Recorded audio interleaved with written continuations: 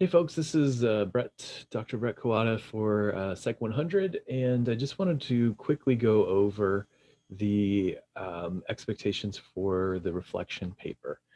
So let me go ahead and share my screen here so folks can take a look at this. So this is the rubric. So the way that I got here is if you go into modules, and then you go into week 5, and then you see the reflection paper there. Go ahead and click on the reflection paper, and you will see the rubric there. So the rubric covers all of the expectations of the paper. So here's the minimum page requirement that you have at least 2+ pages submitted on time. Is there an article? So I'm requiring that there's a scholarly journal article included, and you'll want to submit that as well. You'll want to do either a PDF or copy and paste into a Word document. Either of those works best. You can take a risk for a link, but if I can't access the link, you won't get points for that one. So I say to folks that it's usually more reliable if you can get a PDF or at least copy and paste it into a Word document and upload that in Canvas.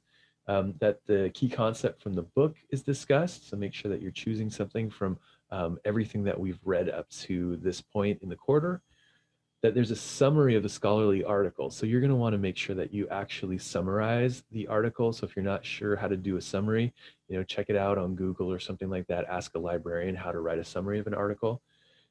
There's a reflection. So you're going to want to be able to talk about this article, the concept, the psychological concept from your own experience. How do you connect or relate to this experience, or why is it significant to you?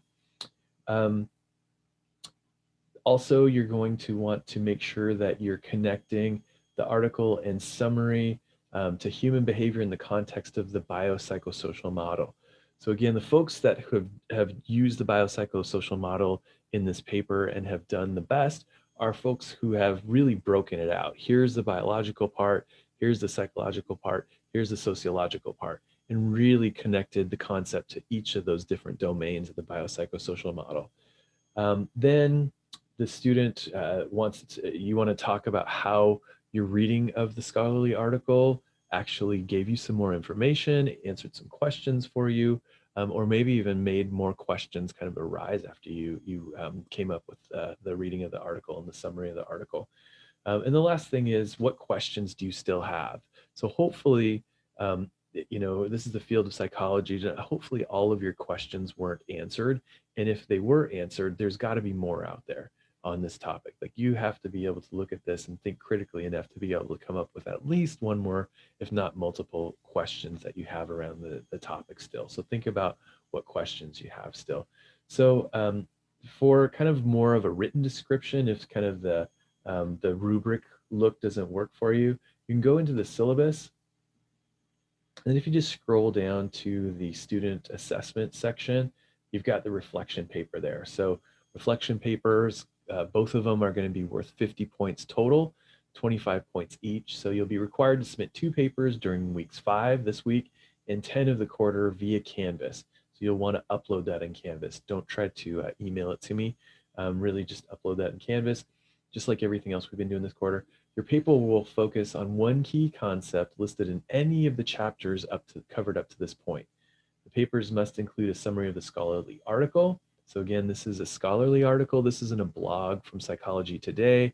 It's not, something from, some other magazine that's not a peer-reviewed journal article. So if you have an article and it basically has sources connected to the interpretation. So basically, maybe they're talking about anxiety and they're saying all these great things about anxiety, but there's no research there. And you look down, and in the bottom, there's a reference page.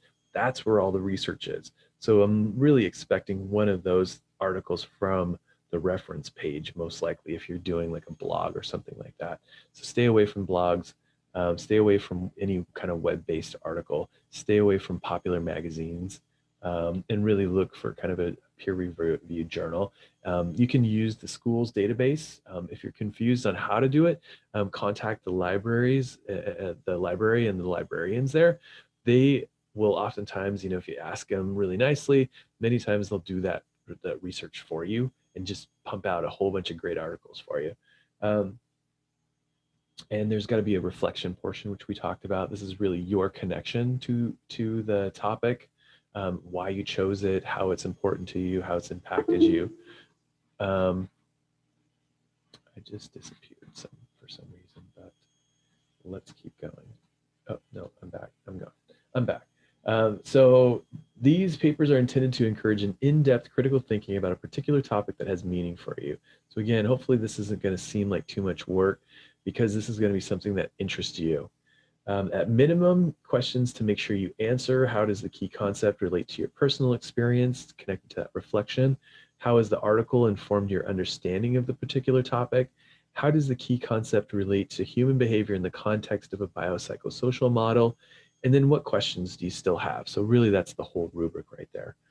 So you can earn 25 points for each of the papers that you've got. So the one that's due this Sunday, that will be worth 25. And then the other one that's in week 10 will be worth 25. So both papers, 1025 and 12/6, due before midnight. So don't push it to the very end, and risk maybe having this submitted late or not being able to submit it at all. Late assignments won't be accepted. Of course, if there's extenuating circumstances, make sure that you keep in touch with me. Paper must be typed. You know what I mean by that. Word processed now. There's no typewriters, I don't think, anymore. 12 point times new Roman font, double spaced.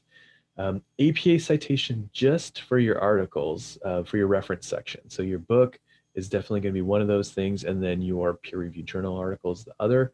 If you're not sure exactly how to do APA style for your references, Cynthia Clark, who's our anthropology instructor, she's got a nice link that really has everything broken down quick and nicely. So you can use that link there.